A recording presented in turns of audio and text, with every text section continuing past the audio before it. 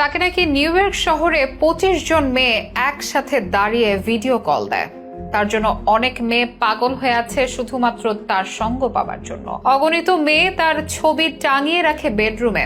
কেবল তাই নয়, মেয়েরা যদি তার ছবি বালিশের নিচে রেখে ঘুমায় তবে নাকি সন্তান তার মতোই সুন্দর ফর্সা হবে। এমনই উদ্ভট সব কথাবার্তা বলে নেটিজেনদের নজর কাড়েন চিত্রনায়ক জায়েদ খান, যিনি নায়ক হলেও সিনেমা দিয়ে নয়, আলোচনায় থাকেন স্টেজে তাল লয় ছন্দহীন নৃত্য করে।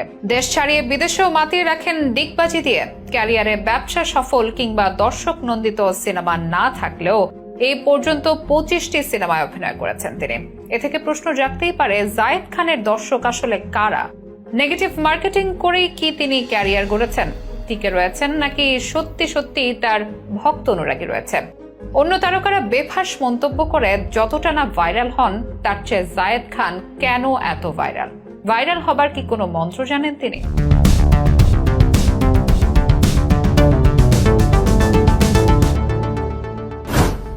ঢাকাই সিনেমার আলোচিত সমালোচিত অভিনেতা জায়েদ খান, যাকে নিয়ে সোশ্যাল মিডিয়ায় বয়ে যায় ট্রলের বন্যা। বলিউড তারকা সালমান খানের মতো হাতে ব্রেসলেট পরা, দামি রোলেক্স ঘড়ি কিংবা সোনার আইফোন, কোনো ইস্যু লাগে না তার ভাইরাল হতে। যে কোনো সময় যে কারো দরজায় ডিগবাজি দিয়ে চলে যাবে, ডায়লগ দিয়েও ভাইরাল হয়ে যান তিনি। যেন ভাইরালের দাদার দাদা। সোশ্যাল মিডিয়ায় আলোচিত এই চিত্রনায়কের চলচ্চিত্র ক্যারিয়ার 1 দশকের বেশি। এর সময় তিনি তেমন দর্শক নন্দিত সিনেমা উপহার দিতে পারেননি। 2008 সালে মোহাম্মদ হান্নানের পরিচালনায় ভালোবাসা চলচ্চিত্রের মাধ্যমে হয়েছিল তার অভিষেক। এই সিনেমায় রিয়াজ শাবনূর জুটি মূল চরিত্রে অভিনয় করেন। পরের বছর মুনতাজুর রহমান আকবরের কাজের মানুষ ও মুস্তাফিজুর রহমান মানিকের মন ছুঁয়েছে মন সিনেমায় অভিনয় করেন। 2010 সালে এফ.আই. মানিকের পরিচালনায় অভিনয় করেন আমার স্বপ্ন আমার সংসার সিনেমায়। কিন্তু যে এফ.আই. মানিক শাকিব খানকে নিয়ে অনেক হিট সিনেমা দর্শকদের উপহার দিয়েছেন, সেই পরিচালক খাবি খেয়েছেন জায়েদ খানকে নিয়ে। সিনেমা না পেয়ে শাকিল খান, আমিন খানের মতো জনপ্রিয় নায়কদের ক্যারিয়ার থেমে গেলেও থেমে যায়নি জায়েদ খানের ক্যারিয়ার। সিনেমা হিট না হলেও তিনি সিনেমায় অভিনয় করার সুযোগ পেয়েছেন। বলা চলে নিজের আলাদা কারিশমা চ্যানেলের কারণে তিনি সুযোগ পান। 2012 সালে এই অভিনেতা